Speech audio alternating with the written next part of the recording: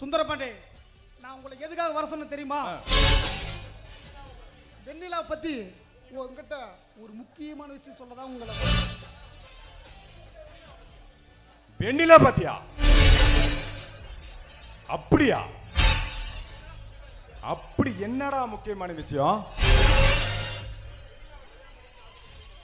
நீ வெண்ணிலாவை கல்யாணம் பண்ணணும்னு ஆசைப்படுற, ஆனா அந்த பொண்ணு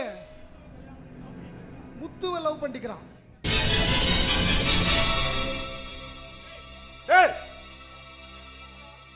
ஏன் வெண்ணிலா இன்னொருத்தன் லவ் பண்றாளா? ஆமாங்க. இத நான் நம்ப மாட்டேன்டா. ஏங்க, நாங்க கண்ணால பார்த்த விஷயத்த உங்ககிட்ட நேர்லயே சொல்றேங்க. ஆமா சுந்தரபாண்டி, நாங்க அதை கண்ணால பார்த்தனால தான் உங்ககிட்ட பழகின தோஸ்துக்காக அந்த விஷயத்த சொல்ல வந்தோம். நீங்க அப்படி நம்பிடலாம். அந்த பொண்ணு இந்த வழியா தான் வருவா. நீங்களே கேட்டு தெரிஞ்சுக்காங்க.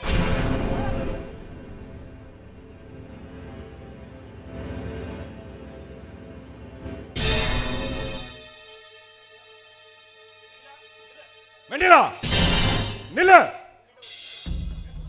உங்ககிட்ட ஒரு விஷயம் பேசணும். என்கிட்ட பேச என்ன இருக்கு? எதா இருந்தாலும் அப்பா கிட்ட பேசிக்கோங்க.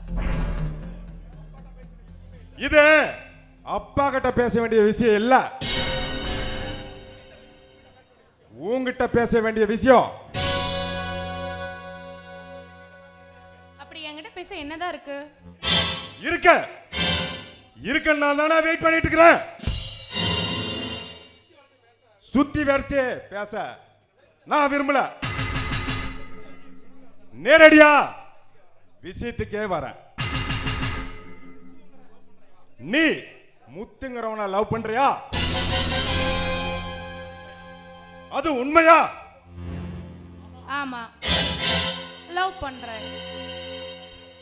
என்ன சொன்ன? இன்னொரு டைம் சொல்லு. சோ எத்தனை வாட்டி சொன்னாலும் அதான், அவரை தான் லவ் பண்றேன், அவரை தான் கல்யாணமும் பண்ணிக்குவேன். இப்ப என்னதான் உன் பிரச்சனை? ஏடி என்ன சொன்ன? நீதான் ஏன் பொண்டாட்டின்னு மனசுல கோட்டை கட்டிட்டு இருக்கிற. நீ என்ன இன்னொருத்தன் லவ் பண்றியா? கல்யாணம் பண்ற வர சொல்ற. இத கேட்டுக்கிட்டு விட்டுட்டு போறதுக்கு என்ன கேன புண்ணாக்க நினைச்சாடி? இங்க பார், நீ என்ன நினைச்சு உன் மனசுக்குள்ள கோட்டை கட்டி வச்சிருந்தா அதுக்கு நான் என்ன பண்ண முடியும்? கல்யாணம் நான் ஒண்ணு பண்ணிக்கிட்டேன், அது அவரை தான். அதை விட்டுட்டு கண்டவனுக்குள்ள கழுத்து நீட்ட என்னால முடியாது. பேசுவடி, பேசுவ, இன்னும் பேசுவ, இதுக்கு மேலையும் பேசுவ. உன்னை பொண்ணு கேட்டு வந்தப்ப உன் அப்பா அப்பயே ஒரு வார்த்தை விட்டாண்டி. பொண்ணு மனசுல என்ன இருக்குன்னு எப்படி மாப்பிள்ள தெரியாம நான் முடிவு பண்றது அப்படின்னு சொன்னாண்டி. அப்பவே எனக்கு ஒரு சின்ன சந்தேகம். இப்ப அது உண்மை தெரிஞ்சு போச்சுடி. வார்த்தையா அளந்து பேசு, இல்லைனா எனக்கு பேச தெரியும்.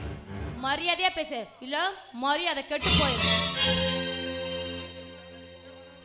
பலிய விட்டாதாண்டி நீ போவ. நான் பத்திரிக்கை அடிச்சு பந்தகால நட்டு ஊரை அழைச்சு அம்மி மிதிச்சு பத்திரிக்கை அடிச்சு அருந்ததி பார்த்து 1000 பேர் மத்தியில உன்னை கல்யாணம் பண்ணிக்கலாம்னு ஆசைப்பட்டா நீ என்னடானா எதுக்கு வீண் செலவு? என்ன தூக்கிட்டு போய் ஈஸ்வரன் கோயில வச்சு தாலி கட்டுன்னு சொல்ற. இதை யாராலடி மாத்த முடியும்?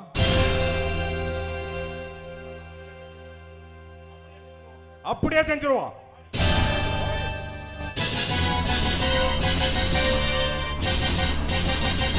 யோ யாரியா நீ? எங்க அந்த பொண்ணை தூக்கிட்டு போற?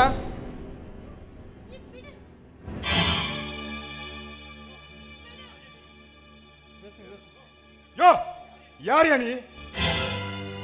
இதை என் குடும்ப விஷயம், நீ கேட்க நீ யாரியா? யோ உன்னோட குடும்ப விஷயத்தை உன் வீட்டில் வச்சுக்கணும். இது வீதி, வீதின்னு வந்துட்டா யார் வேணாலும் கேட்பாங்க. நீ பாட்டுக்கு அந்த பொண்ணை தோல்ல தூக்கிட்டு போயிட்டு இருக்க. அந்த பொண்ணை காப்பாத்துங்க காப்பாத்துங்கன்னு கத்திட்டு இருக்க. கேட்காம என்னையா பண்ண சொல்ற? மரியாதையா பொண்ணை கீழே இறக்கி விடுறியா இல்ல போலீஸை கூப்பிட்டுமா? அந்த பொண்ணு மட்டும் உன் மேல ஒரு கம்ப்ளைண்ட் கொடுத்தனா வச்சுக்கோ, என்ன நடக்கும் தெரியுமா? தூக்கி 7 வருஷம் உள்ள வச்சிருவான். மரியாதையா இறக்கி விடியா பொண்ண. போடி போ. இன்னைக்கு இந்த சுந்தர பாண்டிகிட்ட இருந்து தப்பிச்சிட்ட. உன்னை எங்க எப்ப எப்படி பார்க்கணும் எனக்கு தெரியும்டி. வரண்டி.